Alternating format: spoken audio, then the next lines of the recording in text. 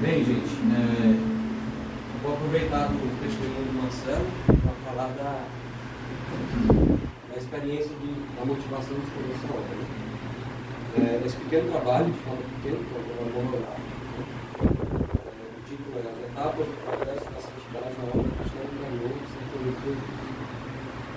e qual é a motivação principal?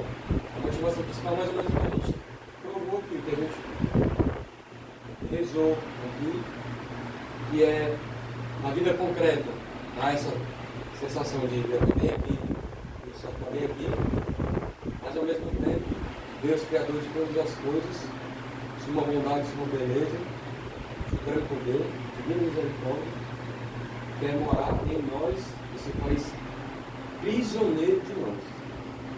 A gente olha com toda piedade, com toda devoção dos sagrados das igrejas, sinaliza eles com luzes vermelhas, mas esquecemos desse mistério de Deus nos ajuda.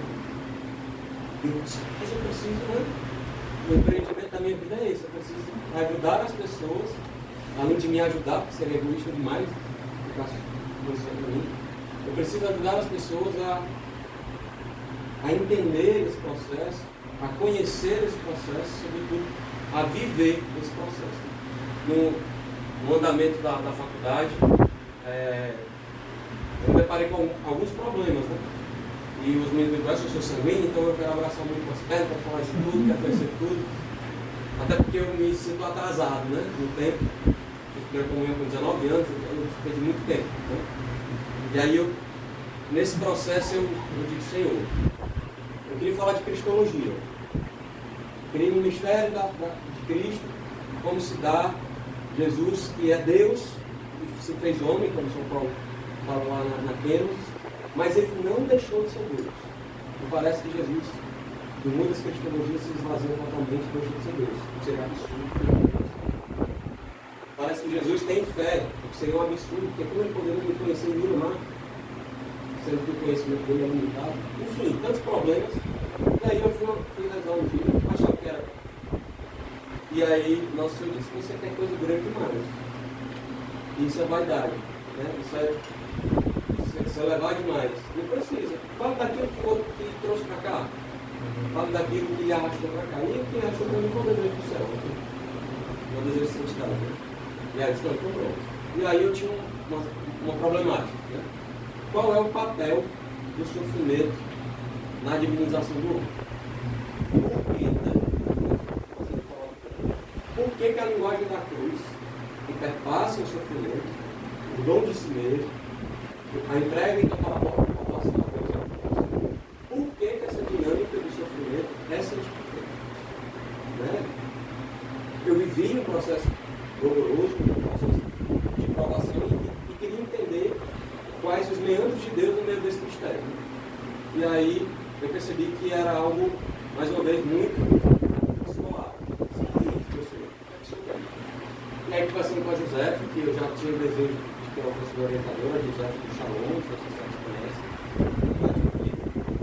Ela deu 2 cursos de espiritualidade carmelita na faculdade, cursos de extensão.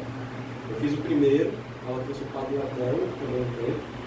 E aí eu tive contato com ela e fiquei com aquela coisa do anjo da guarda assim falando na minha cabeça. Eu disse, não, eu preciso falar disso. E aí eu pensei, qual a problemática principal disso? Há um processo há uma etapa, há um percurso, um desenvolvimento na santidade. Existe isso? Ou é como geralmente a gente escuta nas pregações e nas aulas? Como é que a gente é batizado e a gente não tira a nossa roupa para dar para o pobre? Como é que a gente é cristão e a gente, como se todo mundo ao ser batizado, sai de uma. Não, parece que há uma didática. Ninguém nasce correndo. E aí, tem um monte de propostas, né? Santa Teresinha inovou, mas eu pensei, qual a pessoa mais maternal e didática? E aí, eu disse, não tem nada mais mastigado e que tenha gerado um efeito tão grande na minha alma como a experiência da vida com essa foi uma motivação inicial. Né? Para contribuir com alguma coisa, para não ficar algo falando, eu vou deixar entender a um eixo, fio condutor da obra, certo? No primeiro capítulo eu trato, dentro dessa problemática, eu trato a seguinte questão. Dois pressupostos, que infelizmente estão esquecidos, ou a linguagem é ambígua, ou simplesmente realmente é fechado, é excluído, apagado. O primeiro pressuposto é que o homem tem alma. Isso para Santa Teresa é pressuposto. Ela fala alma. Né? O que é isso? São as emoções, são as estruturas da psique, o que é isso? Né? Como a Santa Teresa era católica mesmo, não sendo católico, né? Daquela que queria, jovenzinha, ela e o Rodrigo ir morrer lá como máquina na mão dos mortos, convictos. Então ela não precisava ficar explicando o que era isso. Quem é que se devia dar o trabalho? A gente, que estava nesse tempo, que dava isso. Porque nos falavam disso. E aí eu disse, e agora? Né? Santa Teresa não quer isso, ela só descreveu o castelo, a alma como se fosse um castelo, onde tem vários morados, onde esse castelo, um castelo de cristal, de Deus na vida. Eu disse, e agora? Eu vou falar disso. Aí disse, não, vou pegar o doutor Eugênio, né? E aí, esse é nós, doutor comum, já que a igreja declarou um doutor comum, então serve para todo mundo. E aí, tomei uma questão mitológica para explicar o que é a alma. Né? Como se dá essa relação da alma com o corpo. Que não é espiritismo, que não é platonismo, que não é dualismo, que não é cartesiano, seja lá o que for. Mas é como as coisas foram feitas. Né? Como é o nome da senhora? Se eu for lá na casa da tem essa moça comigo. É aquela que está lá no aspirantável. Mas por que não tem nada dela aqui que está lá no aspirantável? Eu não estou conhecendo nada aqui desse corpo. Porque dentre essas acidentalidades de mudança, o cabelo muda, também cresce, o óculos modifica, o óculos que aparece e tal, né? E às vezes até desaparece, não bota no fundo, fica só o rostinho de fora. No meio ali tem um eu substancial que não passa. Eu vou junto com a igreja, dando a minha opinião, a igreja diz que também não morre. Nem a morte, né? Pelo contrário, a igreja define morte como separação do corpo específico, formal que a gente chama de alma. Então, eu não vou entrar muito em discussão, só vou tomar como pressuposto que a gente acredita que existe a alma, que a alma é aquilo que forma o corpo, que a alma tem todas as faculdades ou as potencialidades para nos mover, para nos animar, para nos vivificar, né? Para acolher a graça e a inspiração de Deus. E aí a alma, eu preciso falar disso, a alma tem algumas faculdades que são mais elevadas, as faculdades que estão desse mesmo nível, mas no nível inferior, a memória, a imaginação e, por último ali, as paixões no sentido interno. E como é isso? A gente vê isso acontecendo na gente, todo dia isso acontece. E aí eu poderia ficar um tempão tentando elucidar com as senhoras e com os irmãos o que diferencia a minha vontade de comer essa torta do meu cachorro, e ele também tem vontade de comer, mas eu, porque me propus apresentar para as senhoras, renuncio a minha vontade de comer a torta de frango por um bem mais excelente, que é falar desse Deus do céu. O Senhor se denota que eu tenho liberdade, e que eu consigo intelectualmente entender que tem um bem superior a esse bem inferior. Não é que isso seja um mal, mas é um bem inferior. É superior que eu estou tentando fazer. Então, o primeiro pressuposto é esse. O segundo pressuposto, para mim, encerra tudo, né? Que é o pressuposto da habitação comunitária. Deus habita a alma humana como habita o céu. Quando eu vi essa frase, eu tremi nas bases, né? Deus habita a alma humana como habita o céu. Mas São Agostinho diz que Deus habita a alma do justo. Como é que Deus habita? Eu perguntei no curso para minha orientadora, professor, ele sabe. Professor, peraí. Deus habita a alma em estado de graça como habita o céu, não? Deus habita a alma humana como habita o céu. E é uma verdade. Por quê? Santa Teresa tem uma experiência mística, né? Deus revela a ela a Trindade, ele tem e aí ela tem essa experiência, essa revelação interior de que Deus habita todas as coisas por potência, por essência, por presença, por essência, por poder, né? Invertido. E São Tomás sistematiza da seguinte maneira: Deus é ser. Deus é possível. Tudo que existe participa do ser. Tudo que existe em Deus. Não é que tudo tudo é Deus. Mas tudo que existe, existe em Deus. E por Deus, no poder deste Deus. Então Deus tem tudo diante de si, diante dos seus olhos. Eu estou conformizando Deus, né? Deus sustenta todas as coisas na existência. E Deus mantém tudo existindo, porque Ele tem poder para isso. Né? Tem um padre meu de São Paulo de Beirão, o padre Paulo Ricardo, que diz assim, se Deus pudesse dormir, tudo sumiria. Tudo desapareceria. Porque Deus tem tudo diante de si. Ele mantém tudo existindo. Né? Deus não transcende as coisas, Deus transcende nas coisas. Né? O padre de Beirão está dizendo tudo. Então, esse é um grande pressuposto. Deus habita a alma humana. Ele habita o céu. E aí a problemática. Mas não seria a alma de graça? Não. Seria a alma humana. Porque Deus habita todas as coisas. Muito mais aquela que Ele criou a sua própria semelhança. Santa Teresa se propõe esse problema. E ela vê, não, imagine que é um cristal, né? Que a alma é esse cristal, e lá no mais íntimo da alma, esse cristal é atingido pelos raios do sol.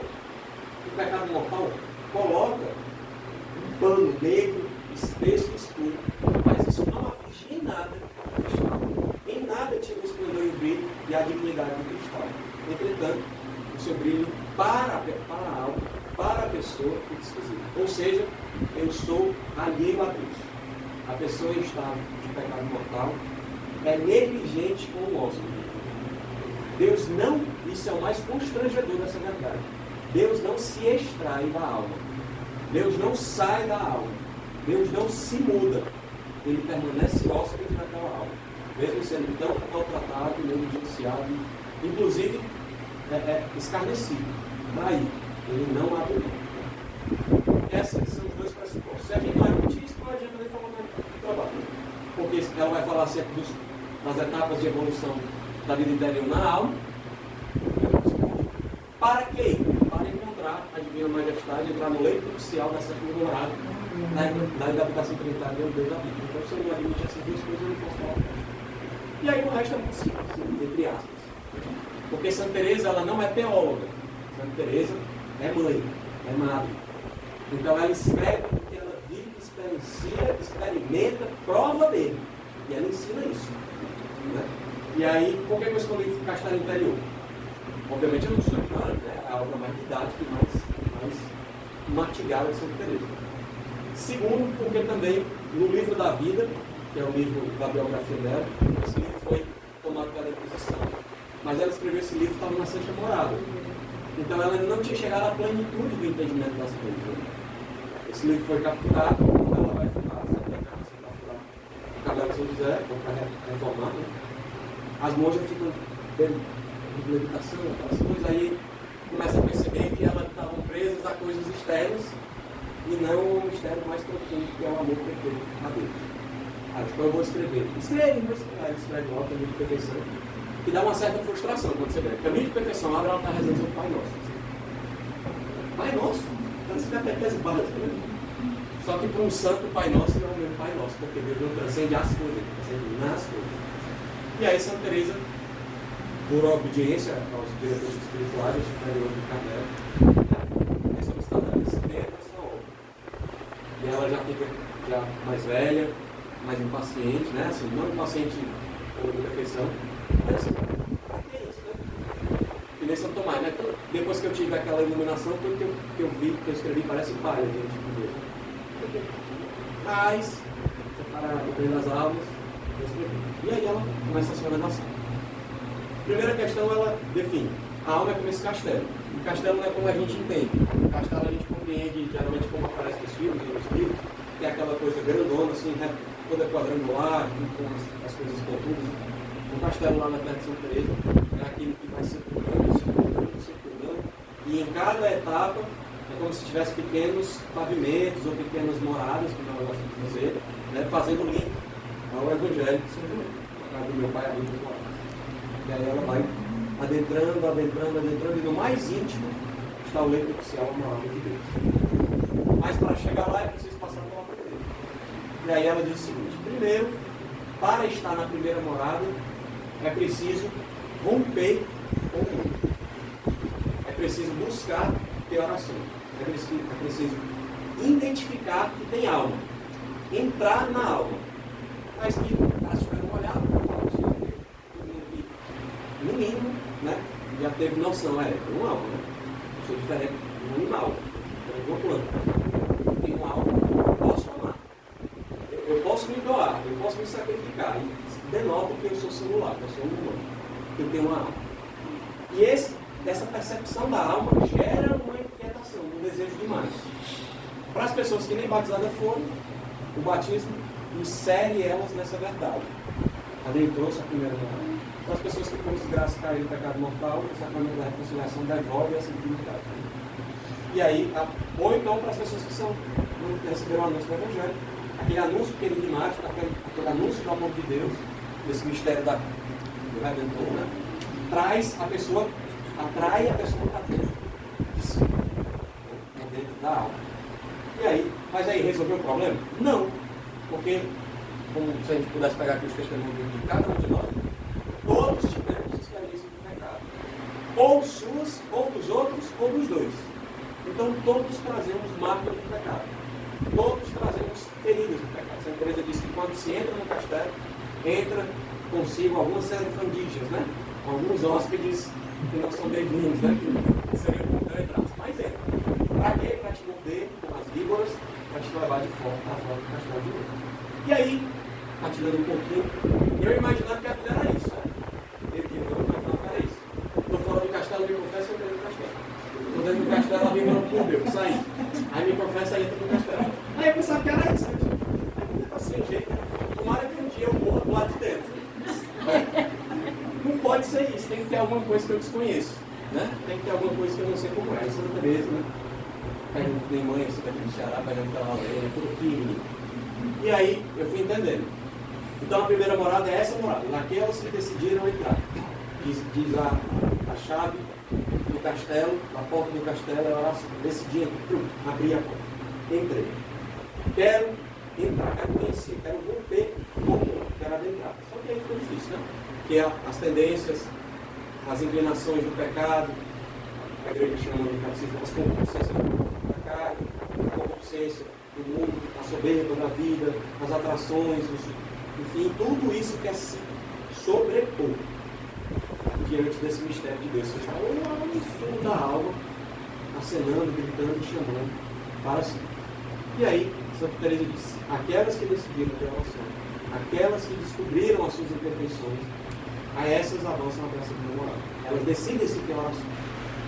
E aí a oração, Santa Teresa, alguns autores aí não querem entrar na briga, mas alguns autores dizem assim, basta porque a oração vocal é suficiente. Mas Santa Teresa não funciona. Santa Teresa, a oração vocal tem que ter mental, tem que ter conteúdo da oração vocal. Quer ver como isso funciona? Tem piedade, meu Deus, misericórdia, meu Deus, do vosso amor purificado, lavar-me todo o tempo do pecado, apagar completamente. Tem que ter.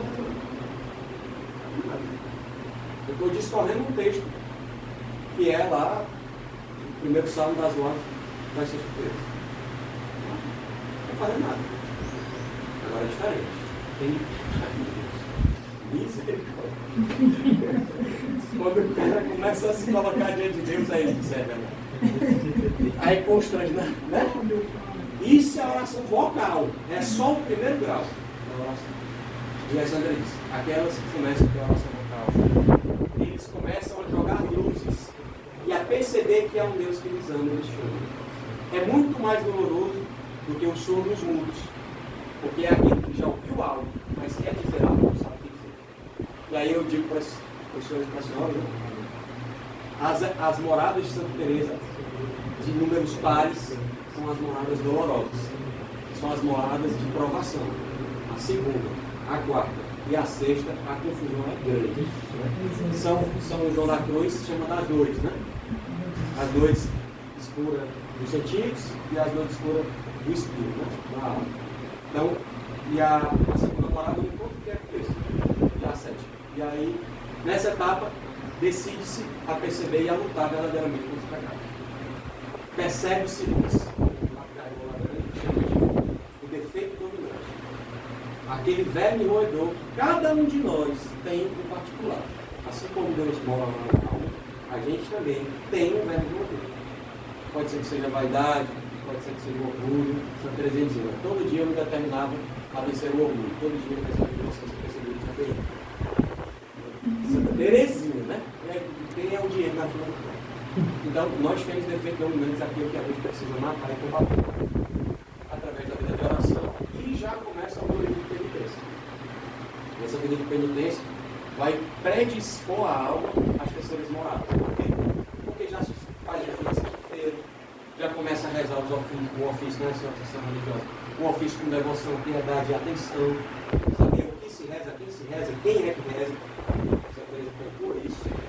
Eu não estou falando com qualquer, mas estou falando com o divino magistral. Eu não estou lendo qualquer coisa, estou lendo trecho da Sagrada Escritura. E não é qualquer pessoa que está lendo, é essa miséria que está aqui lendo. Então, esse mistério da oração vocal. Isso vai dando disciplina. A senhora vai saber superar isso porque tem a regra. No mínimo, a regra coloca você dentro dessa caixinha. Tem que colocar.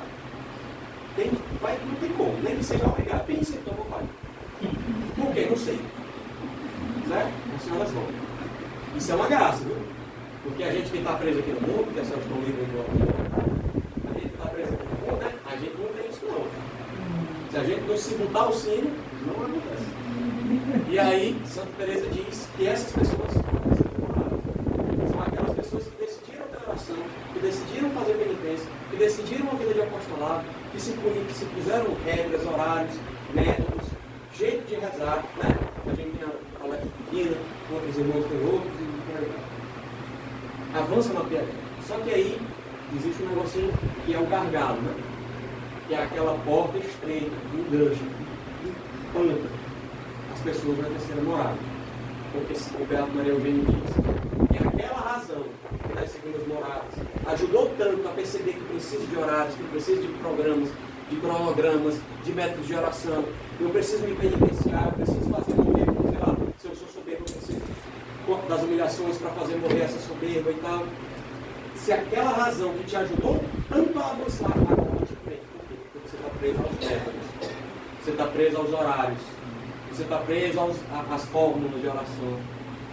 E aí Santa Teresa diz, ela não vai. E a Maria Eugênia diz, a razão que antes ajudou, agora paralisa. Porque não é isso, não. Eu estou rezando todo dia estou aconselhando, estou lá no horário. Eu sou fiel ao no meio das panelas do Senhor, não sei onde é que tem isso, mas está lá. No meio das panelas do Senhor, né? Aí vai lá, o povo se identifica, coloca tudo coloca amor, né? E tal, não sei o que. Aí você está preso. Complicado. Por quê? Porque Deus solicita. Deus intervém. Lá para as almas das primeiras moradas, Deus não chega e vai dando na porta, não. Mas para as almas dispostas, as almas disponíveis, Deus toma, ficou. Qual ladrão e ficou o irmão para mim, para si, o meu coração. Então ele vai lá e rouba. Ele rouba o quê? O meu cronograma, o meu projeto, o meu processo, o meu horário. Né? Mas eu deveria estar rezando as laudes. Agora. A nona, eu devia estar rezando a nona. Aí vem um bocado de menino apresentar um trabalho. Não tem nada não, eu vou amá-los. Diegão, então significa que para avançar para as quatro moradas tem que jogar a regra no lixo. Não. Mas transformar tudo relativo. As senhoras têm uma quantidade reduzida. E Deus se esconde em cada uma das senhoras. Principalmente de uma para a outra. E a solicitação do irmão, a solicitação do próprio Deus me chamando a relativizar aquilo que eu me impus como compromisso. E eu preciso, como São Francisco de Sales, eu acho que está trocar Deus por Deus. Trocar o Deus da regra que está na oração para o Deus que está solicitando a minha atenção. Inclusive, sair da clausura para levar em meu. Eu preciso relativizar isso diante do amor. Porque a finalidade última não é a regra. A finalidade última não são as obras. A finalidade última não são os grandes feitos, apostolados, os sonhos. A finalidade última é o amor. A finalidade última é fazer tudo com o amor. Se não tiver amor, como Santa Teresa escreveu lá, direitinho. E aí essa indisposição da alma na quarta morada, é uma das moradas de preocupação, porque elas tanto têm almas que estão vindo da terceira, chegando agora, né? Já começa a desapegar, já começa a treinar o desapego, a deslaceniendo, como diz Santa Teresa. Deixa para lá, tá bom, nada me prende. Né? São João da Cruz fala, não me interessa se o cordão é um cordão de aço ou um pequeno fio de nylon, tudo isso para ele possa abrir de embora. Então é preciso romper com isso. É preciso desapegar de tudo isso. Eu não tenho apego aos meus cronogramas. Eu não devo ter apego aos meus horários. Eu não devo ter apego nem ao sucesso, nem aos encontros. Eu não tenho apego nem à santidade. Eu quero só o que Deus quer. E aí há essa gradatividade, há essa graduação. A alma na terceira morada foi tendo oração de meditação, foi criando um recolhimento difuso, e aí esse recolhimento adquirido, esse recolhimento treinado, aprendido, tá? Esse processo de meditação das verdades de fé que fazem a fé crescer no coração, fazem a esperança crescer no coração, fazem o amor crescer no coração. Aquela ali está querendo. Aquela ali se dispôs. Sinalizou. Ela quer. Porque assim, alguns autores dizem assim, não adianta discutir da quarta morada em diante. Por quê? Porque é eleição. Deus elege. A Pia Santa Teresinha, que raça de infância, ela já estava na quarta morada pequenininha. Mamãe, eu desejo que a senhora morra. Mas por quê? Porque eu quero que a senhora vá para o céu. Mas você não tem apego, Teresinha, a sua mãe? Não, eu quero que ela vá para o céu, porque eu quero ser feliz. Hoje não é uma absurdidade falar disso. Mas é uma menina de 4 anos de idade na quarta morada. Então, por quê? Não sei como. Mas significa que está fechado para a gente? Eu coloco até esse problema aqui. Não. Porque quem vive no perigo nem parece. Então é preciso moderar e crescer. As das quartas moradas, elas começam a ter então do recolhimento adquirido e do recolhimento difuso. Alguns irmãos devem ter tido isso. Não é mais difícil. A gente às vezes está rezando junto em comunidade, né? Com certa dispersão, um certo barulho, com certa pressa. E aí está ali um salmo na véspera, e de repente tem um verso. Um dia desse aconteceu isso comigo. Eu te vejo. Ela foi-se embora. Ele está ocupado com tanta coisa, ele me vê, de fato, eu estou quase chorando de novo, né? Ele me vê. E aí, então, depois o que é que acontece? O escrúpulo aparece, né? Vale, menos eu salvo. Não serviu a hora. Eu preciso rezar a hora de novo. Porque, tá vendo? A gente fica, né? Imperfeito não cresce, né? Aí, mais as almas generosas, que se desapegam de tudo, que tem Deus como fundamento, que querem só o que Deus quer, essas almas que acolhem tudo como vontade de Deus manifesta, essas almas avançam. E aí, começa a gozar, já saindo aqui da terceira morada, beirando as quintas moradas, na quarta morada, essas almas começam a ter uma oração de Deus.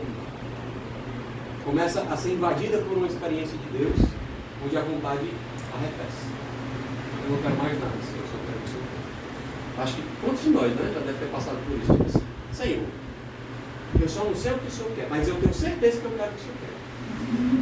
Isso é muito fundamental, porque tem muita gente que nem quer o que Deus quer. Senhor, eu não sei o que o Senhor quer, mas eu quero. Eu gosto. Né? Minha oração, muito sincera, muitas vezes foi isso, né? Eu sou burro. Seja bem real, né? Faça que nem só quer que o Senhor está no estilo. Brilhe, exale perfume, toque, né? Porque senão eu não vou entender. E aí, essa dinâmica faz a alma, o avanço da generosidade, avançar. Aqui na quarta morada, da oração de Pedro, até as quintas moradas, que é de fato o ápice da vida iluminativa. Naquelas quintas moradas, dá uma certa paz na alma, que passa por todo esse processo de treino, de mortificação, de adequação, de silenciar os barulhos externos, silenciar os barulhos da própria alma, os apelos das paixões e deixar Deus ser Deus. Não prender-se às coisas de Deus, mas prender-se ao próprio Deus. Não falar muito de Deus, mas falar muito com Deus. Então, essas almas vão, e aí elas já rodam de uma oração chamada de oração de união. E simples é aquela oração. A oração que eu provo do Senhor. Aqueles conteúdos não são distantes, aqueles conteúdos já me envolvem. Né? E aí, Santa Teresa fala, a preocupação dele é o negócio aberto, ele dói, falar da noite. Santa Teresa se demora na quinta morada, ela relaxa. Ela explica essa dinâmica da quinta morada e daquela oração de união das almas que já vão agora. O que antes era a vontade adequada, mas a imaginação e a memória que estavam bagunçadas, agora na quinta morada até a imaginação e a memória estão cativas, estão presas. Nada me esquece, nada me joga para frente. Eu só quero o Senhor e o Senhor somente. E é o prelúdio, é o namoro para o que virá acontecer nessa